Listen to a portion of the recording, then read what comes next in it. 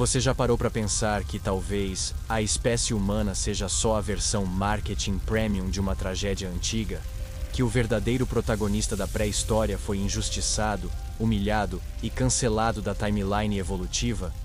Hoje, vamos desenterrar, literalmente, uma das histórias mais bizarras e distorcidas da ciência. A verdade sombria e levemente engraçada sobre os Neandertais. Eles foram chamados de monstros, bichos, bestas. Mas será que tudo isso era só medo disfarçado de ciência? Ou era recalque mesmo? Prepare-se para rir, ficar desconfortável e talvez até se identificar com uma criatura que, spoiler, tá mais viva no seu DNA do que você imagina. Porque essa história tem de tudo: drama, conspiração científica, sexo interespécies e flores. Sim, flores. Então já deixa seu like, se inscreve no canal e compartilha essa história com alguém que ainda acha que Homem das Cavernas é sinônimo de ignorância. Porque no fim do vídeo pode ser que o bruto seja você. Tudo começou com uma cabeça, literalmente.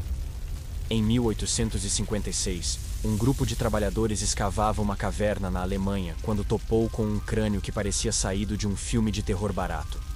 Testa baixa, arcada super grossa e uma cara de poucos amigos. A cena era digna de Indiana Jones versão século XIX, só que sem os efeitos especiais e com muito mais lama. Os cientistas da época olharam para aquele osso e surtaram. Uns diziam que era de um guerreiro russo deformado, outros apostavam num soldado francês com raquitismo. E teve quem dissesse: isso aí é de um selvagem, um troglodita, um quase humano. Sério, parecia um episódio do CSI, Idade da Pedra, só que sem tecnologia e com muito julgamento precoce. A caveira virou celebridade. Foi parar em jornais, salões acadêmicos, reuniões de gente com terno e nenhuma humildade.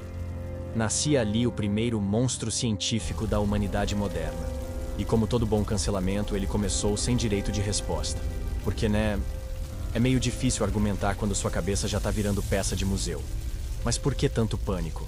Porque aquele crânio era forte, muito forte, mais espesso que os nossos, mais robusto, menos evoluído, diziam eles, com aquele tom europeu de superioridade que até o tempo não apagou.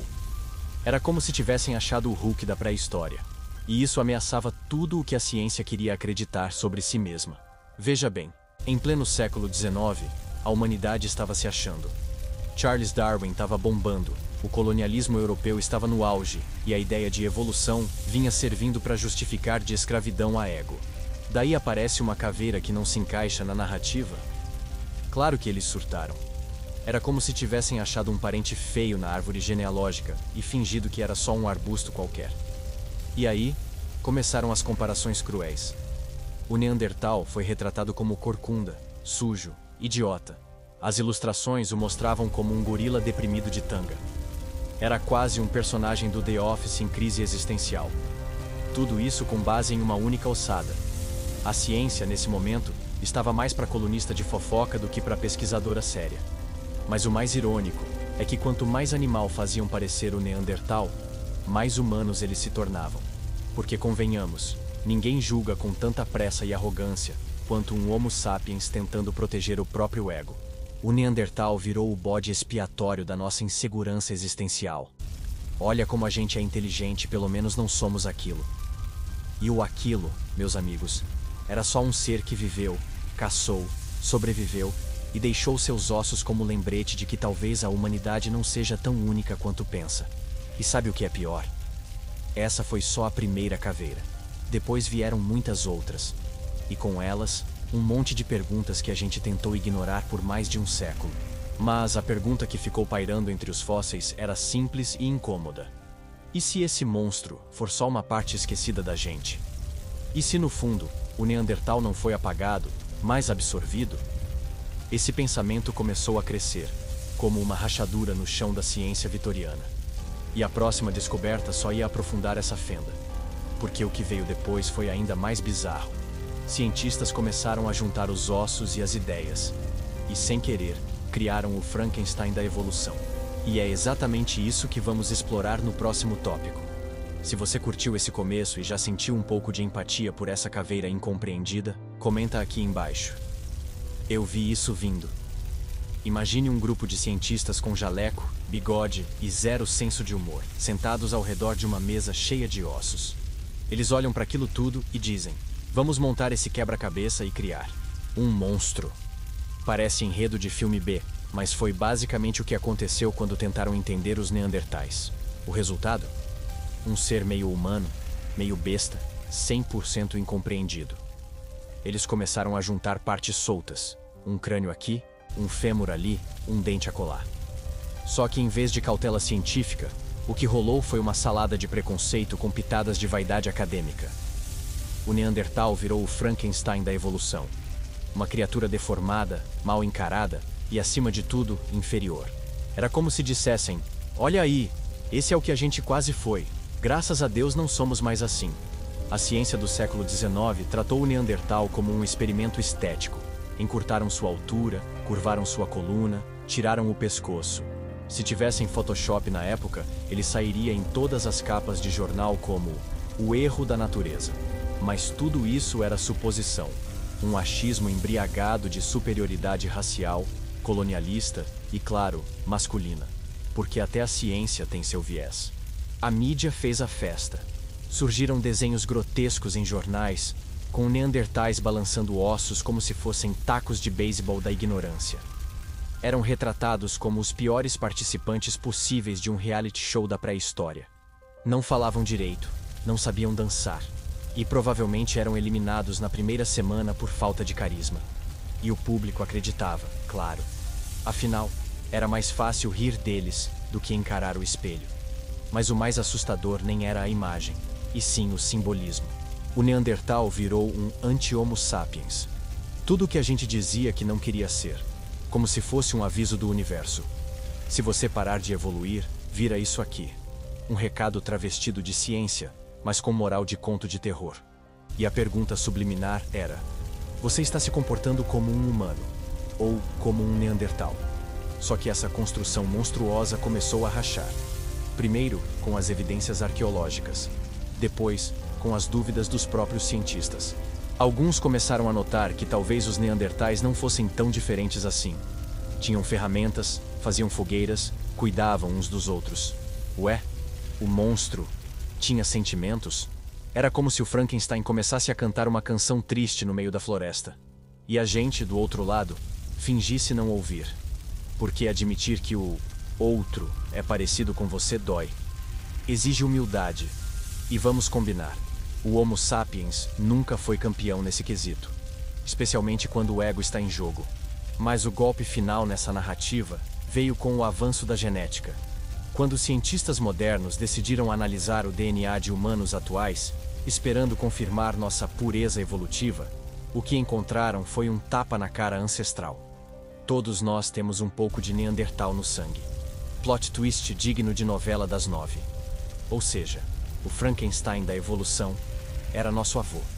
A criatura incompreendida era parte da nossa própria origem.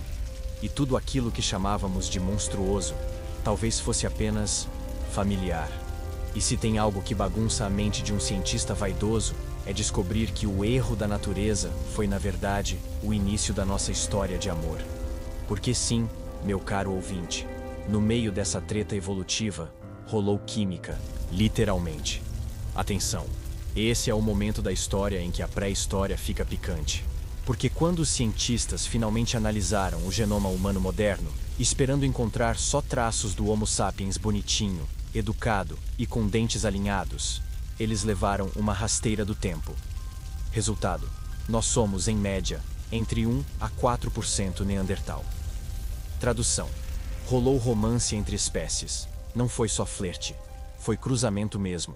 Sexo interespécies, ou como diz o bom português científico, fluxo genético entre populações arcaicas e modernas. Romântico, né? A verdade é que quando nossos ancestrais saíram da África e toparam com os neandertais na Europa, não rolou guerra no primeiro momento. Rolou química. E provavelmente um "vem sempre por aqui" em grunhidos. Isso bagunça toda a narrativa darwinista clássica. Porque se os neandertais eram tão brutos, por que nossos ancestrais fizeram filhos com eles? Ninguém faz bebê com quem considera bicho, né? E se fez? Então talvez a gente não fosse tão evoluído assim. Talvez, só talvez, os Neandertais tivessem olhos gentis, pelagem aconchegante e uma conversa boa ao redor da fogueira. Mas calma, nem tudo foi Netflix e peles de urso. A convivência não foi só paz e amor. Há indícios de tensão, conflitos e sim, talvez alguns episódios meio obscuros de dominação e violência. Afinal, era a Idade da Pedra, e a ética do consentimento ainda estava uns 50 mil anos atrasada. Mas o ponto aqui é, a mistura aconteceu, foi real, e deixou marca até hoje. A ciência ficou meio sem graça. Passou décadas tratando os Neandertais como ex-namorados feios da humanidade, e aí descobriu que ainda carrega o sobrenome deles.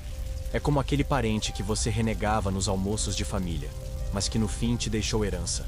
Uma herança genética, no caso, que afeta até nosso sistema imunológico. Sim, você leu certo.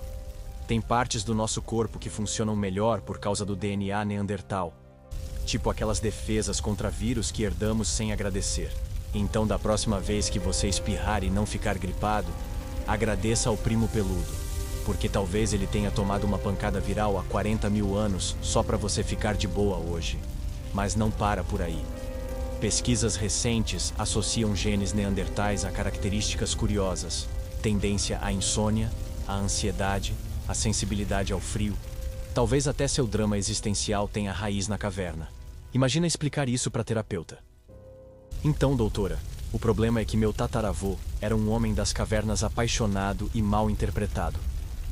E aí a coisa fica filosófica. Porque se o nós inclui o eles, onde termina o Homo sapiens e começa o Neandertal? Quem somos quando tiramos a maquiagem evolutiva?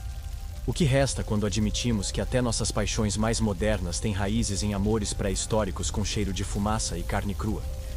O que antes parecia aberração, hoje é ponte. O sexo entre espécies virou conexão. E o que era tabu, virou testemunho da complexidade humana. Somos fruto de encontros improváveis. E talvez seja isso que nos torna tão estranhamente belos. Mas esse encontro carnal teve um preço. Porque mesmo com todo esse DNA misturado, um deles desapareceu. Tudo ia relativamente bem na pré-história. 2 grupos de humanos convivendo, caçando, fazendo filhos e talvez dividindo receitas de mamute. Mas de repente, silêncio. Os neandertais somem, pouco a pouco, como uma fogueira que vai se apagando no vento. E ninguém deixou bilhete de despedida. Nenhum "valeu, galera, tô indo nessa". Só ossos e muitas perguntas. Durante muito tempo, a ciência jurou que eles simplesmente falharam, que eram menos adaptados, que o cérebro deles era diferente, como quem diz, limitado com vergonha. Mas será? Porque evidência mesmo, o que temos é o seguinte: o Homo sapiens chegou na Europa, e 5 mil anos depois, puf, não sobrou nenhum Neandertal vivo. Estranho, não? A explicação foi o frio é meio fraca, considerando que eles sobreviveram à era glacial antes de a gente pensar em sair da África. A teoria faltou comida também capenga. Eles eram caçadores natos. Então sobra uma hipótese incômoda. E se fomos nós? E se o Homo sapiens, esse ser tão criativo, inventivo e ambicioso, tenha simplesmente feito o que sabe fazer melhor? Eliminar concorrência. Pensa comigo. 2 grupos ocupando o mesmo território. Um mais numeroso, com armas mais sofisticadas e uma capacidade assustadora de formar alianças. O outro, menor, mais disperso e talvez até disposto a colaborar. É o roteiro perfeito para um massacre. E a pré-história não tem juízes, só fragmentos. Só pontas soltas que, quando conectadas, formam um sussurro. Eles não tiveram chance. Claro, não estamos dizendo que existiu um plano maquiavélico. Não teve reunião secreta dos sapiens com PowerPoints e mapas de invasão. Mas o Homo sapiens tem um histórico. Desde sempre, onde chega, alguém desaparece. Fauna, flora, outros humanos. É como aquele vizinho barulhento que destrói o jardim alheio e ainda diz: a culpa é da seca. E mesmo que não tenha sido guerra, pode ter sido exclusão. Já pensou que os neandertais podem ter sido isolados? Empurrados para regiões menos habitáveis? Cortados das trocas, dos alimentos, das rotas de sobrevivência? Um cancelamento evolutivo. Sem hashtags, mas com consequências irreversíveis. O mais cruel é que eles resistiram, tentaram. Há evidências de que alguns neandertais aprenderam técnicas sapiens, imitaram ferramentas, até copiaram rituais. Foi um último esforço de dizer: olha, eu também sou gente. Mas o tempo foi impiedoso, e a história seletiva. E quando a última fogueira deles se apagou, ninguém percebeu. Não houve velório, não houve memória. Os livros nem citaram. Foram esquecidos como se nunca tivessem existido. E o mais trágico, alguns ainda acreditam que isso foi natural. Mas não existe nada natural em apagar uma civilização inteira e depois dizer que ela não se adaptou. A real é que talvez a extinção dos neandertais diga mais sobre a gente do que sobre eles. Porque em vez de convivência, escolhemos domínio. Em vez de fusão, imposição. E o pior, a gente segue repetindo esse padrão até hoje, só que com mais Wi-Fi e menos lanças. Mas se você acha que essa história já está sombria, respira fundo. Porque no próximo capítulo vamos falar dos superpoderes que os neandertais tinham e que talvez tenham nos assustado mais do que a gente admite. Força descomunal, resistência sobre-humana e uma dureza que humilhava qualquer maromba moderno. Imagine um sujeito com 1,65 de altura, mas com o tórax de um halterofilista, braços como troncos de árvore e pernas feitas para subir montanhas com uma anta nas costas. Esse era o Neandertal padrão. Pequeno, talvez. Frágil, nunca. Eles não eram a versão rústica da academia. Eles eram a academia. Só que com neve, machados de pedra e zero espelhos. Os caras eram verdadeiros tanques biológicos. Ossos mais grossos, músculos mais densos, capacidade pulmonar absurda. Eles caçavam corpo a corpo, enfrentavam bisões e ursos das cavernas com ferramentas de pedra e coragem, literalmente. Porque para se enfiar na frente de um animal de 600 quilos, é preciso mais do que força. É preciso um nível de audácia que beira a insanidade. Aí você pensa, se eram tão fortes, por que sumiram? Boa pergunta. Mas talvez a resposta esteja em um detalhe cruel. Músculo não garante sobrevivência social. E enquanto os neandertais investiam em força bruta, o Homo sapiens aperfeiçoava a fofoca. Sim, a fofoca. A capacidade de contar histórias, criar alianças, excluir inimigos com palavras em vez de pedras. O sapiens não era mais forte, mas era mais unido. Sabia organizar caçadas em grupo, dividir tarefas, manipular. Inventou o nós contra eles. E isso, em tempos primitivos, é mais poderoso que qualquer bíceps. É como comparar o Hulk com o Loki. O primeiro quebra tudo. O segundo convence os outros a quebrar por ele. E tem mais. Enquanto os neandertais caçavam de perto, enfrentando a presa com o próprio peito, os sapiens começaram a usar lanças longas, armas arremessáveis. O neandertal sangrava pela carne. O sapiens matava à distância. Era a transição da brutalidade para a eficiência fria. A força deixou de ser vantagem e virou peso morto. Mas, justiça seja feita. Os neandertais não eram só músculo. Eles também tinham cérebro. Só que o formato do cérebro deles era diferente. Mais largo nas partes responsáveis pela visão e controle motor. Já o sapiens começou a dominar linguagem e simbolismo. Em outras palavras, enquanto um pintava com o corpo, o outro desenhava nas cavernas. E sabe qual foi o crime deles? Ter nascido num mundo que começava a valorizar mais a persuasão do que a força. Eles eram a última resistência de um tempo em que a sobrevivência dependia do corpo. O sapiens, por sua vez, trouxe a era da mente e da manipulação. Um novo capítulo estava começando, e os fortes estavam sendo julgados por um tribunal invisível. Talvez, no fundo, a extinção deles seja o momento em que o mundo virou as costas para os músculos e abraçou a política. O momento em que o punho fechado foi substituído pela mão que aperta, sorri e apunhala. E os neandertais foram deixados para trás. Não porque eram fracos, mas porque eram sinceros demais para sobreviver ao jogo. No fim, a força deles não era falha. Era só incompatível com o tipo de civilização que estava nascendo. Uma onde o mais esperto sobrevive. E o mais forte carrega o peso. Existem guerras que não deixam crateras, mas silenciam séculos. A dos neandertais foi assim. Quando desapareceram fisicamente, não foi o fim. Foi o começo de algo ainda mais cruel. O esquecimento seletivo. A história deles foi reescrita. não com lanças, mas com lápis, pranchetas e egos acadêmicos do tamanho de um mamute. Durante décadas, talvez séculos, o Homo sapiens reinou como autor exclusivo da narrativa. E o roteiro era simples. Eles eram burros, nós somos brilhantes. Eles eram brutos, nós civilizados. Eles erraram, nós vencemos. Era o típico caso de quem ganha reescrever a história. E ainda fazer piada com o perdedor. Museus exibiam esqueletos de neandertais em poses ridículas. Livros didáticos os retratavam como quase animais. Documentários usavam grunhidos exagerados, como se fossem personagens de desenho animado. Era como se a ciência tivesse feito um roast histórico, só que o homenageado não estava vivo para rir junto. E olha que curioso, os neandertais não deixaram escritos, nenhuma autobiografia, nenhuma pedra dizendo, na real, não era bem assim. Isso facilitou o apagamento. Eles se tornaram o que os outros diziam que eles eram. Um reflexo dos nossos medos e preconceitos. E convenhamos, nada mais humano do que inventar um inimigo imaginário para parecer superior. Mas aos poucos, as rachaduras começaram a surgir. Pesquisadores mais atentos começaram a perceber contradições. Ferramentas sofisticadas. Pinturas rupestres atribuídas a eles. Vestígios de rituais, até mesmo indícios de músicas. Isso mesmo, música.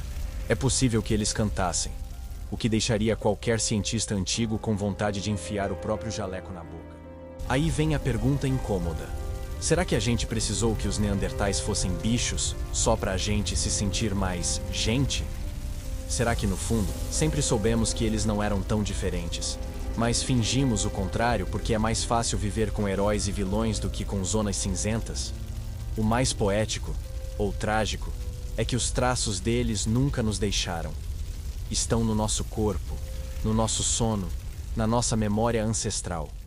Mas o nome deles, esse ficou sujo, usado como xingamento, como metáfora para a ignorância. Um insulto evolutivo que revela mais sobre quem insulta do que sobre quem é insultado.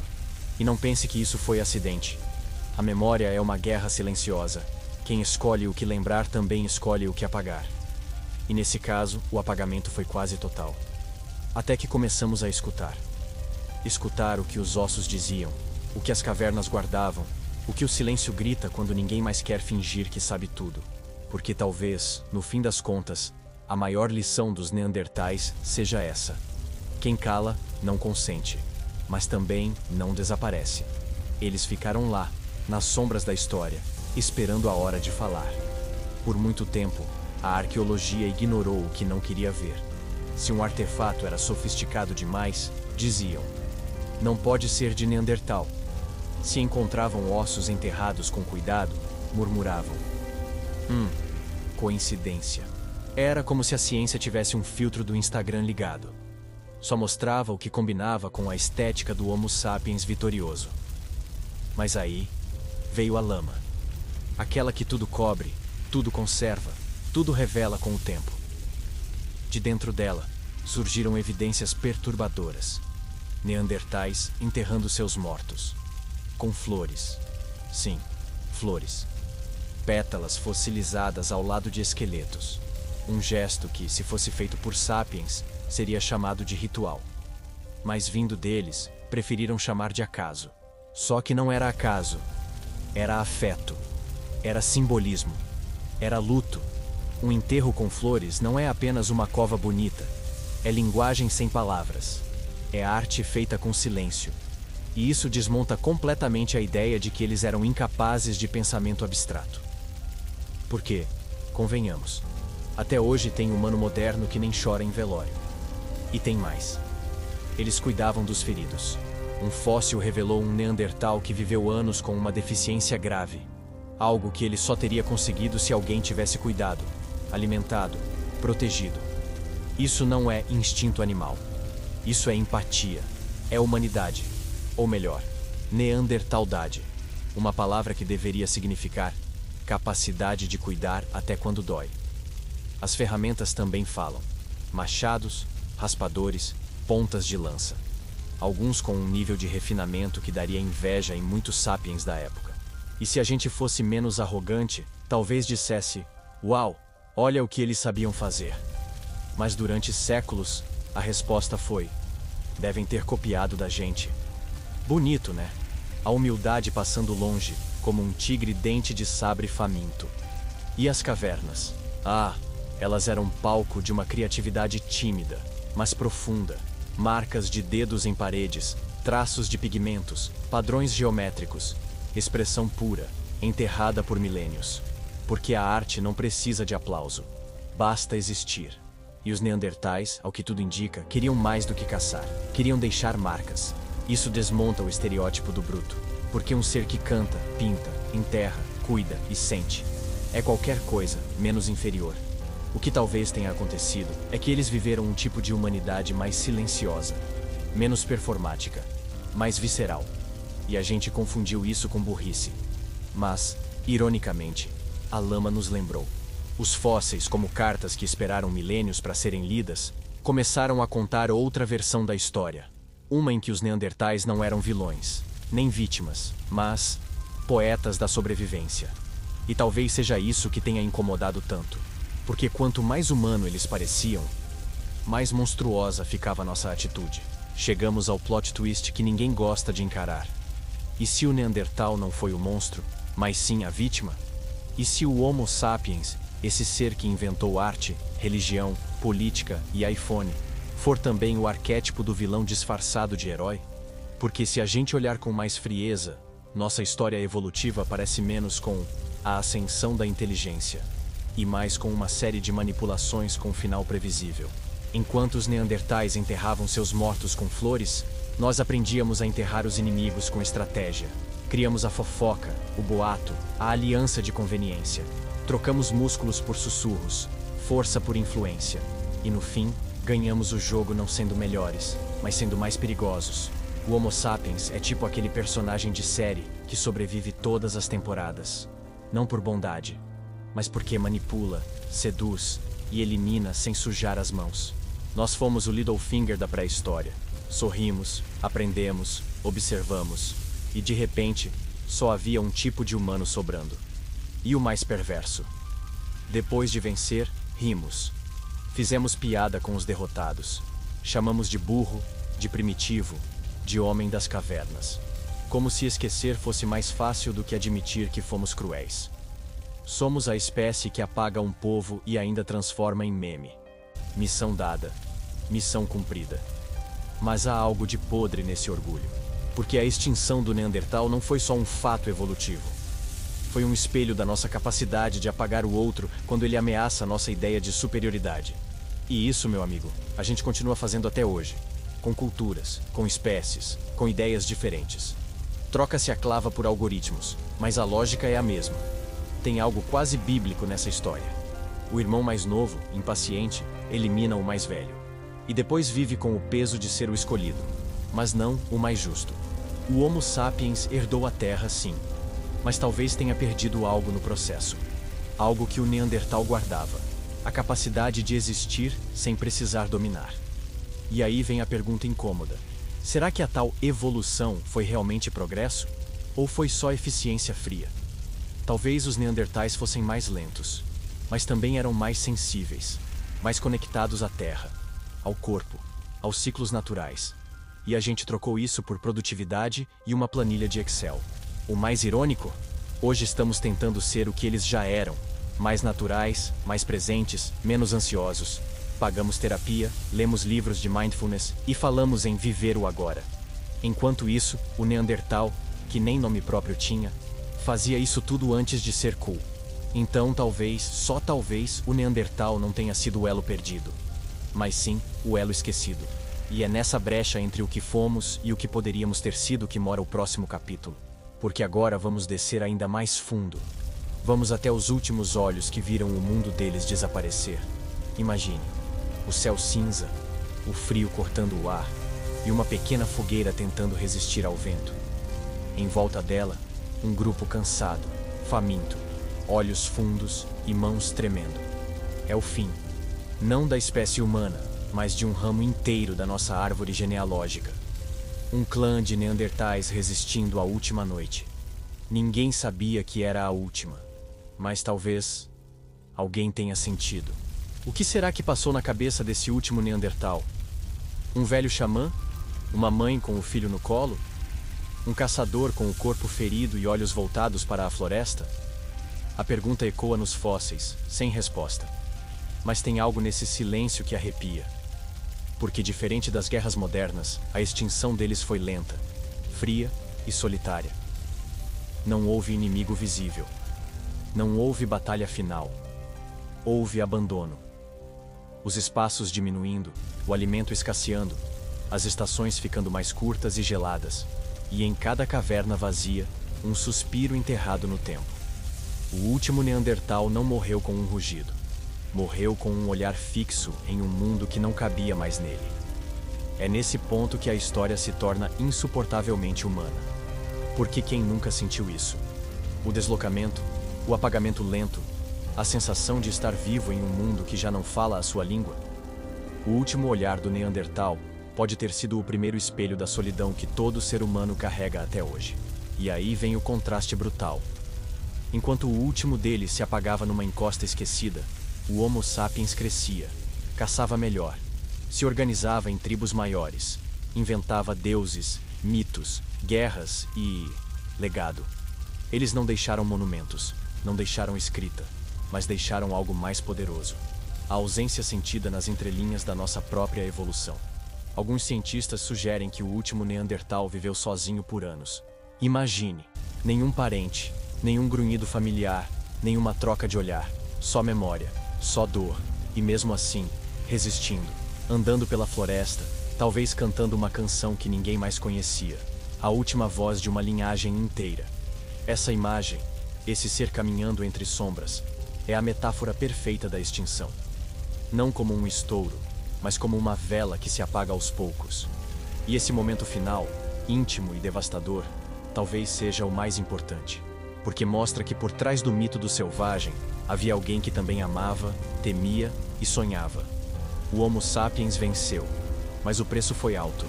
Perdemos não só um parente distante, perdemos a chance de sermos múltiplos, de coexistir com outra humanidade, de ouvir outra forma de cantar à beira da fogueira. Mas antes que a gente se afunde no luto evolutivo, temos algo curioso pela frente. Porque mesmo depois de tudo, os Neandertais voltaram. Na ciência, nos memes e no imaginário pop. Por muito tempo, os Neandertais foram enterrados não só pela terra, mas pelo deboche. Ridicularizados em livros, caricaturados em programas infantis, usados como sinônimo de ignorância em qualquer discussão acalorada de bar. Fulano é um Neandertal. E ninguém via problema nisso. Era cultural, quase um esporte. Mas algo estranho começou a acontecer no século XXI. Eles voltaram. Não das cavernas, mas dos laboratórios. E também das telas, dos memes, dos podcasts. Viraram pauta. Viraram teoria genética. Viraram motivo de orgulho para alguns que disseram: tenho 2% de Neandertal. E daí, de insulto, passaram a herança ancestral hype. Um rebranding que nem o marketing da Apple faria melhor. A ciência moderna começou a limpar a barra deles. Cada artigo novo era tipo: surpresa, eles sabiam mais do que pensávamos. E a cada escavação, mais provas de que eles tinham cultura, cuidado e até senso estético. Se bobear, escolheriam melhor as roupas do que muito influencer de hoje.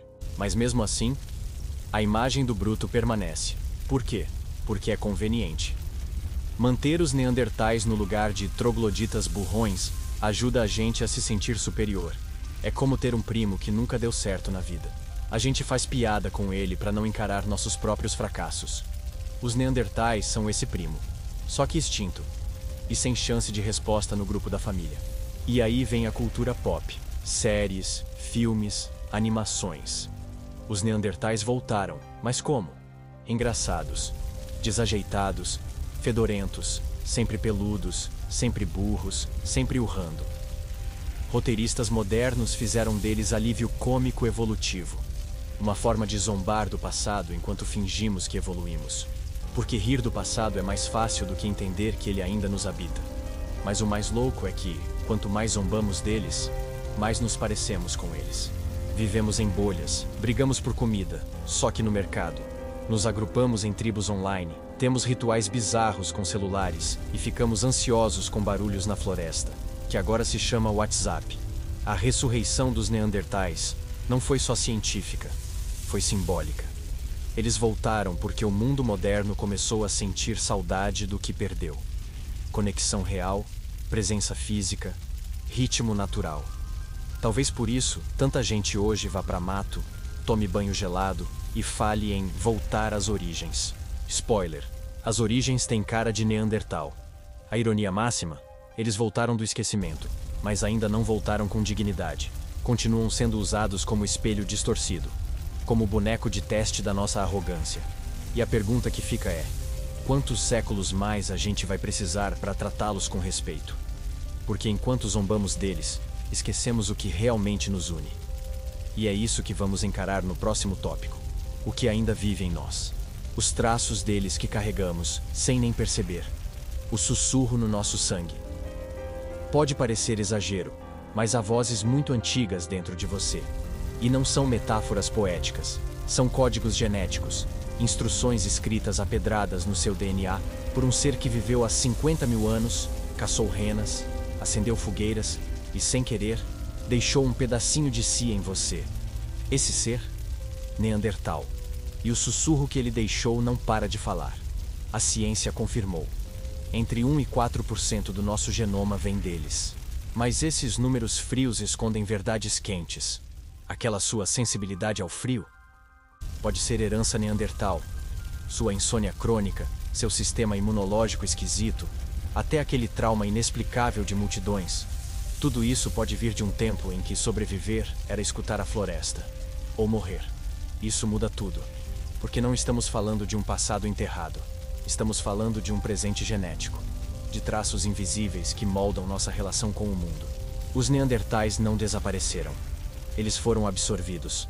Somos o remix, o mashup, o disco de vinil com sample ancestral. Carregamos a sombra deles. Até quando dançamos ao som do Spotify. E o mais fascinante: algumas dessas heranças são úteis. Os genes neandertais ajudaram a fortalecer nosso sistema contra vírus europeus e asiáticos. Ou seja, eles tomaram as porradas para que a gente sobrevivesse. Foram tipo os primeiros antivírus do Windows humano. Sem pop-up, sem assinatura mensal. Só pura resistência testada na marra. Mas tem o outro lado. Algumas dessas heranças trazem problemas. Como se os neandertais tivessem deixado também seus traumas. Genéticos, emocionais, talvez espirituais. Eles viveram com medo, fome, isolamento. E será que isso também se transferiu? Será que o vazio que sentimos às vezes é uma saudade que nem sabemos nomear? E aí, a ciência vira poesia. Porque estudar os neandertais deixou de ser só arqueologia. Virou autoconhecimento. Quando olhamos para eles, não estamos só olhando para trás. Estamos olhando para o espelho, tentando entender por que sentimos o que sentimos. Por que reagimos como reagimos. E por que, às vezes, o mundo moderno parece apertado demais para quem já correu solto na neve. Tem algo muito íntimo nisso. Como se o Neandertal dentro de nós gritasse de vez em quando. Quando fugimos de aglomerações. Quando procuramos silêncio. Quando sentimos vontade de tocar a terra com os pés e ouvir o barulho da fogueira estalando. Esses não são caprichos modernos. São memórias velhas demais para serem conscientes. E talvez, só talvez, isso explique por que eles ainda mexem tanto com a gente. Porque o sussurro deles é o nosso instinto mais profundo tentando não morrer. Pedindo um pouco de ar, um pouco de espaço, um pouco de lembrança. E é por isso que no próximo capítulo, vamos encarar o espelho de vez. Chega um momento na vida em que a gente para, respira fundo e encara o espelho. Mas não aquele de banheiro com luz fluorescente que mostra espinhas. Um espelho mais profundo. Um feito de ossos, lama e silêncio. Um espelho que não mostra só quem somos, mas quem tentamos esconder. E nesse reflexo, quem surge é o Neandertal. Por muito tempo, olhamos para eles como se fossem uma caricatura. Mas a real é que o que mais nos incomoda é que eles nos lembram demais a nós mesmos. O corpo mais bruto, sim, mas o olhar, humano, as perdas, familiares, os gestos de afeto, dolorosamente próximos. É o tipo de semelhança que não se ri, se engole seco. E o que a gente vê nesse espelho é desconfortável. Um ser que sentia, mas não racionalizava. Que cuidava, mas não teorizava. Que amava, mas não registrava. Um ser que era pleno no presente. Algo que nós, Homo sapiens multitarefa, cheios de notificações e crises de identidade, invejamos secretamente. Eles não tinham rede social, mas se conectavam. Não tinham palavras, mas se entendiam.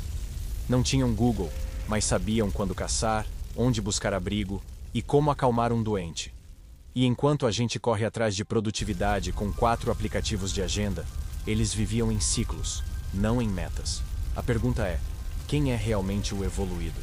E é aqui que o espelho quebra. Porque ao perceber que eles talvez fossem mais simples, mas mais plenos, o castelo de superioridade do Homo sapiens começa a trincar. E surge a dúvida que a ciência evita. Será que a gente venceu, mas perdeu? Ganhamos o mundo, mas perdemos a essência? Trocamos o fogo da caverna por uma lâmpada LED. E a alma pelo Wi-Fi? Ver o Neandertal como um ser inferior é confortável. Porque nos coloca como o ponto final da evolução. Como obra-prima. Mas se eles eram tão humanos quanto nós, então somos só mais uma página do livro. Uma versão beta com redes sociais e crise de ansiedade. E, sejamos honestos, que versão é essa que precisa de remédio para dormir? E não é só isso. O espelho também mostra o que fizemos com o diferente. Isolamos, apagamos, ridicularizamos. O mesmo instinto que apagou os neandertais ainda vive hoje. Nas escolas, nas redes, nas fronteiras. Em todo lugar onde a diferença assusta mais do que ensina. O Homo sapiens não mudou tanto quanto pensa. Mas há uma chance, uma última talvez. A chance de aprender com o que evitamos. De olhar para trás não com vergonha, nem arrogância, mas com humildade. De reconhecer que o outro, mesmo que extinto, tem algo a dizer. Porque a história dos neandertais é, no fim, um lembrete brutal. Não somos o ápice, somos só o agora. E isso pode mudar. E é com esse pensamento que chegamos ao penúltimo capítulo. Porque antes de fechar essa jornada, vamos ouvir a história que ninguém quer contar. E entender por que o silêncio deles ainda ecoa nas nossas escolhas. Toda história tem lacunas, partes que ninguém ousa escrever. Trechos tão vergonhosos que viram rodapé, ou nem isso. A dos neandertais tem um desses capítulos. Um que foi silenciado, distorcido, arrastado para debaixo da pedra evolutiva. Porque não é só sobre o que aconteceu com eles. É sobre o que nós escolhemos esquecer. Quando os primeiros fósseis foram descobertos, ninguém quis ouvir. Cientistas viravam os olhos. Ah, é só um animal estranho. Como se o simples fato de admitir que havia outra humanidade já fosse um risco. Um perigo para o ego inflado de uma espécie que precisava se sentir única, até na solidão. A verdade é que os neandertais quebravam a narrativa do Homo sapiens como escolhido. Eles não foram extintos por falta de inteligência, nem de coragem. Foram extintos por um sistema que favoreceu o barulho, não o silêncio. A manipulação, não a contemplação. A adaptação social, não a conexão instintiva com a vida. E essa história ninguém quer contar. Porque ela mostra que evolução não é sinônimo de justiça, nem de bondade. É sinônimo de sobrevivência. E sobreviver, às vezes, é um ato brutal. É apagar o outro e chamar isso de progresso. A ciência tentou esconder isso por muito tempo, mas os ossos sempre falam. Tem algo profundamente desconfortável em reconhecer que o nosso triunfo veio junto com o desaparecimento de uma outra humanidade. E não porque fomos melhores, mas porque fomos mais rápidos, mais organizados, mais perigosos. A seleção natural não premia os mais justos. Ela premia os mais adaptáveis e, às vezes, os mais insensíveis. Contar essa história é reabrir feridas fósseis. É admitir que nossa versão oficial da humanidade é uma narrativa parcial, contada pelos que venceram. E que, como toda boa versão do vencedor, omite as partes que doem, as partes que mostram falhas, as partes que nos tiram do trono dourado da evolução. E essa é a ironia final. Porque enquanto a humanidade investe bilhões em tecnologia para ir a Marte, ainda se recusa a cavar fundo demais em si mesma. Preferimos esquecer o que fizemos ao invés de aprender. Preferimos o progresso rápido à reconciliação lenta. Preferimos o silêncio da negação à verdade desconfortável. Mas a história que ninguém quer contar é a que mais importa. Porque ela revela a origem das nossas contradições, dos nossos medos, dos nossos instintos. E mostra que, por trás do Homo sapiens iluminado, existe uma sombra. Uma que não pertence ao passado, mas que caminha conosco até hoje. E é por isso que, no último capítulo dessa jornada, vamos encarar a conclusão inevitável. Porque talvez os Neandertais nunca tenham ido embora de verdade. E a pergunta agora é: o que vamos fazer com o que resta deles em nós? No fim de tudo, resta uma pergunta que ecoa como uma batida distante de tambor numa caverna esquecida. E se os Neandertais nunca foram realmente embora? E se eles vivem em cada gesto instintivo, em cada medo irracional, em cada silêncio que ninguém sabe explicar? Talvez eles tenham se dissolvido na gente. Não como desaparecimento, mas como fusão. Olhe ao seu redor. As pessoas sentem medo de multidão. Procuram refúgio na natureza. Se emocionam com fogo, com música tribal, com o som da chuva batendo na terra. Isso não é moda. Isso é memória. É biologia tentando contar uma história que a mente esqueceu. A história de um povo que não teve livros, mas deixou cicatrizes profundas nas nossas sinapses. A ciência, aos poucos, está admitindo: os Neandertais foram humanos. Não humanos quase. Humanos outros. Com outra forma de ver, viver, amar e morrer. E nós, no nosso orgulho high-tech, demoramos séculos para enxergar isso. Mas agora, talvez seja tarde. Porque o mundo deles já não existe mais. Só sobra o nosso. E ele anda meio vazio. Vazio de conexão, de presença, de silêncio. O que tínhamos, trocamos por velocidade. E agora nos perguntamos por que estamos tão perdidos. A resposta, irônica, pode estar no que enterramos. Não só os ossos, mas o que eles significavam. Um modo de existir sem precisar vencer, dominar, mostrar.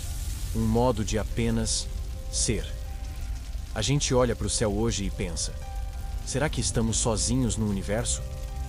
Talvez devêssemos olhar para o chão e perguntar: será que estivemos realmente juntos algum dia?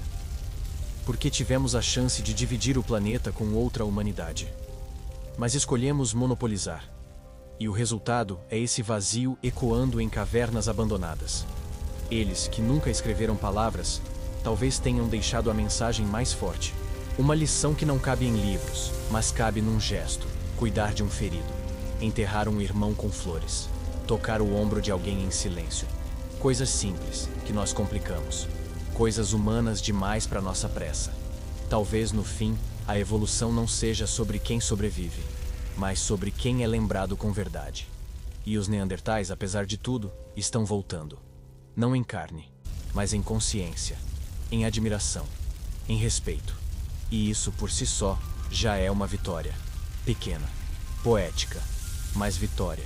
Porque a história dos Neandertais não é uma tragédia. É um espelho, um aviso, uma segunda chance de escolher diferente. Eles nunca foram embora. E agora, a pergunta está com a gente. O que vamos fazer com essa memória viva? Se essa história te mexeu por dentro, comenta aqui. Eu tô nessa viagem. E não esquece de compartilhar, porque tem muita gente precisando lembrar do que foi esquecido.